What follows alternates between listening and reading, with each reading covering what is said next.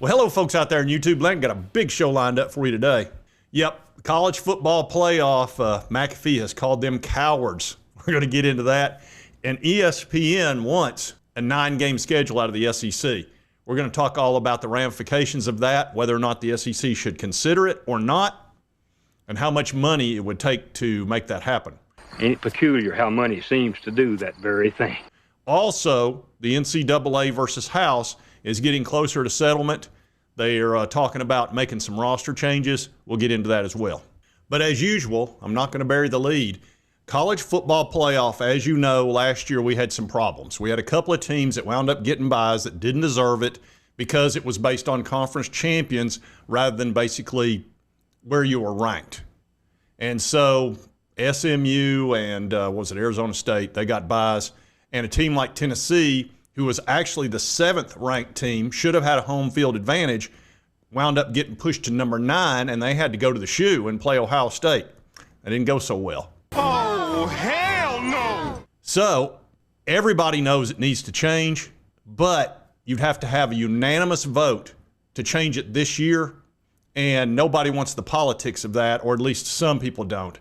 And Pat McAfee's not happy about it. He thinks it's BS, and I'll let you hear it from him. In the first year of the 12-team playoff last year, the highest-ranked conference championships got the byes. Conference champions, got the byes. There was talk of potentially just the highest 4 ranked teams getting byes moving forward. Are we anywhere closer to that? Is there going to be any changes as far as the seeding goes for this next upcoming playoff year? They're still trying to figure that out. What's amazing is that all of my sources have told me that within the room, everyone agrees that the seeding should change. Okay. And it has to be unanimous in order to change it for this fall. But they're not ready to vote on it because there's politics involved, right? They also have to figure out what the college playoff is going to look like in 2026 and beyond. Tell me how you really feel, Pat. Tell me how you really feel. That's how I feel. I feel that there's too many cowards in the world today. You know, I feel like there's too many people that feel one thing, say something differently. Behind closed doors or on the right side of things, publicly, I don't want to take the heat for it. As somebody who has taken a lot of shots to the shins for a lot of things and said a lot of things that a lot of other people have said, I feel like you are the cowards. Whenever you know that something needs to be changed, you have the power to make a change, and you refuse to do so because you're scared of a little bit of a blowback. That's why you're put in those positions, Heather. That's why you are put in those seats to make the tough decisions. That's your job. And I hated hearing what you just said right there. Everybody behind closed doors says this is the right move. Then they come up publicly and they're scared to do it. It's like, I don't like that. Yeah, Pat's not happy with that. Everybody knows it needs to be changed. They're not going to do it this year because, again, 2 or 3 players in this would get ripped, especially the ones from the conferences that got an advantage in the playoff. And this is going to feed into the 9-game situation with ESPN that I'm getting ready to head into. How they set up the college football playoff is very important to the SEC and, of course, to the Big Ten and everybody else. But ESPN is talking to the SEC. They want them to go to a 9-game conference schedule. And that's being reported today, willing to increase payments to the SEC if they go to a 9-game schedule. And it says there's not been a formal offer yet, sources added. The exact amount of the increase is unclear. They're talking about $50 to $80 million annually on top of the $811 million per year the broadcast currently pays the SEC. Now, one thing we learned about the college football playoff last year is that strength of schedule makes no difference whatsoever. Ward Manuel, who was the chairman of the College Football Playoff Committee, which is unbelievable to me. He is the athletic director of a school that has the biggest cheating scandal we've ever seen in our lifetimes, which the sign stealing scandal. Their head coach has already been hit with show cause, and he took off to San Diego to get out of getting that show cause, and they're going to hit him again. That was just for some recruiting violations. They're really going to hit him over this sign stealing. So he hightailed it. Their current head coach is already suspended himself for 2 games that he handpicked during the season, not the first 2 games. Their hockey team, their basketball team, they've got a guy that's been indicted 24 counts for computer hacking and going in and getting pictures and videos of female athletes. Connor Stallions has resigned or was fired. The NCAA is getting ready to have a hearing on them in early June. They're going to determine the penalties. They don't know if they're going to be able to hold on to their national title or not, but Ward Manuel got named commissioner of the college football playoff. You can't be serious, man. You cannot be serious! I mean, that's absurd. That really is. There were 100 people they could have given that to, and you give it to the athletic director of Michigan that has done nothing but defend Michigan from all of this, and even tried to give a contract extension to Jim Harbaugh, who was the overseer of the team. So anyway, one thing we learned from that committee is strength of schedule means nothing. It's all about what your record is. So the tougher your schedule is, the less chance you have of getting in the playoff. The SEC only got 3 teams in last year, and that's because they beat each other up. It's just a fact. So ESPN wants the SEC to go to 9 games, which will make it even tougher on the SEC teams. Now, there is a financial component to this. The Big Ten very smartly cut a better deal for their TV rights, and it also ends quicker. So they've got about a $10 million a team advantage, and their contract ends 2031, whereas SEC is 2033. So they're going to have about 2 or 3 years there where they're going to be able to have a new contract where it'll be way more than $10 million per team. How dare you! So the Big Ten has an advantage, and this is a money game now, folks. It's just the way that it is.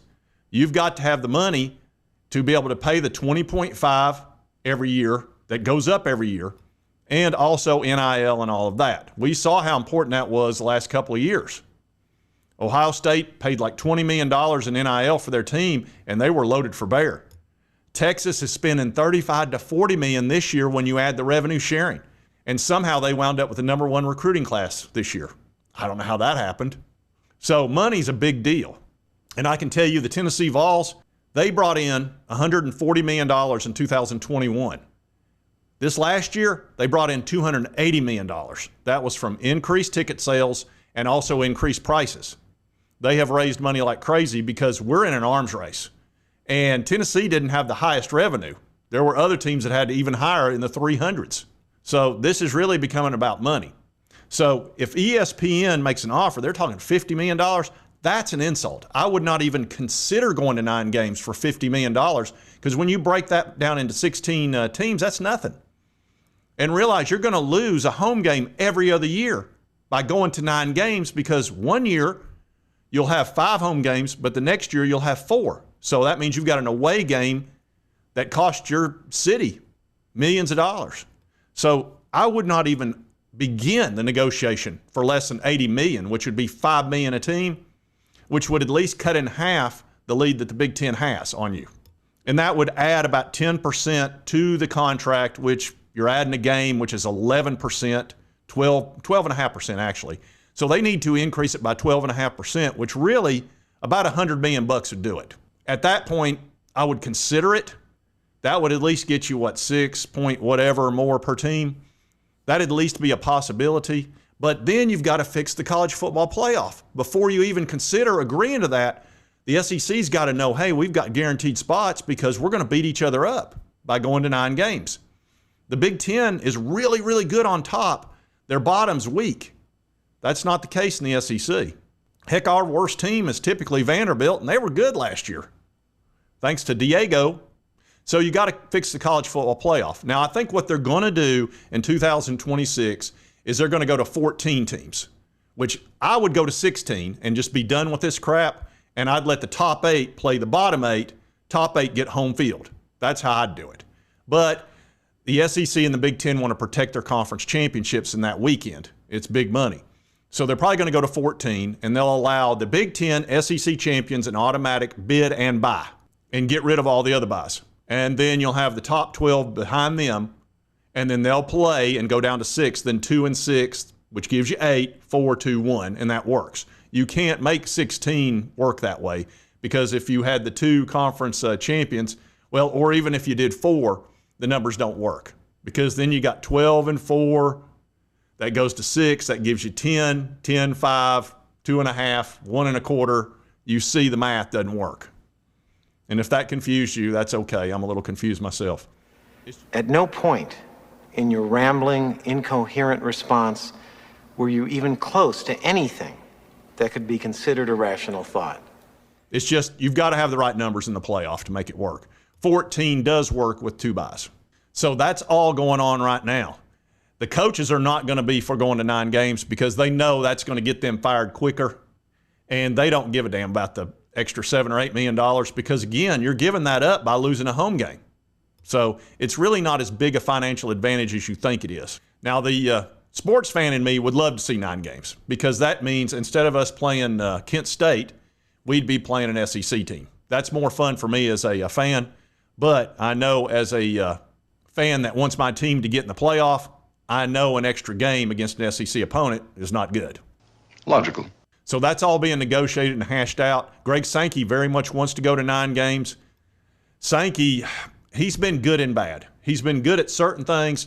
He's been crappy at putting this deal together with this contract. It's too long with ESPN. We cut too sweetheart of a deal for them, and that's why the Big Ten's got a big advantage. And it's only going to get worse. So this would offset that sum, but not enough. So this is kind of up in the air, but ESPN is offering more money or about to. So we'll see how this plays out. You'd have to have votes and all of that. Every team needs more money.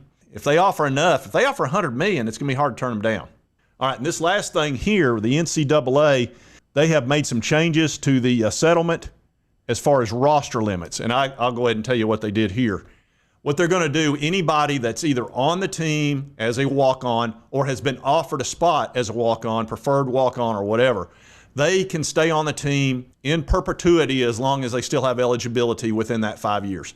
So nobody that's currently on the team or about to be on the team, been offered, can be kicked off during their eligibility term. So somebody comes in as a freshman as a walk-on, they can stay the whole 4 years, no problem.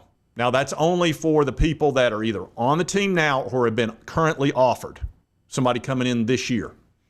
That way, the judge feels like all those players were protected. They're still going to have the 105 limit. And remember, a lot of teams are at 120 because they have a ton of walk-ons. And it helps fill their special teams. It helps them in practice, all of that. And these are good kids that just want to play. They're not there for the money. So the judge wants to protect them. And she told him, she said, if you don't make this adjustment, some sort of change to protect them, I'm not going to agree to this settlement, and you can go back to fighting. And that will not work out good for the NCAA because they're going to lose and be bankrupt. So it sounds like this is going to get worked out. I think they have within a week to get this done, and then I think she'll agree to the settlement because it's what she asked for. And it'd be kind of hard for her to turn it down when she said, do this, and everything will be fine. And then she doesn't do it. So I think we're pretty close. And the adjustment's been made. There's protection for all those walk-ons. And then we'll end up with a 105 limit that over time will become 105. They grandfathered them in. So a lot of news today. Pretty interesting. The college football playoff, there's no way they're going to change it this year. They just don't have the guts. McAfee's correct about that. ESPN offered more money for the SEC. Man, that's a double-edged sword. You got to think that one really through. They'd have to pay a lot of money.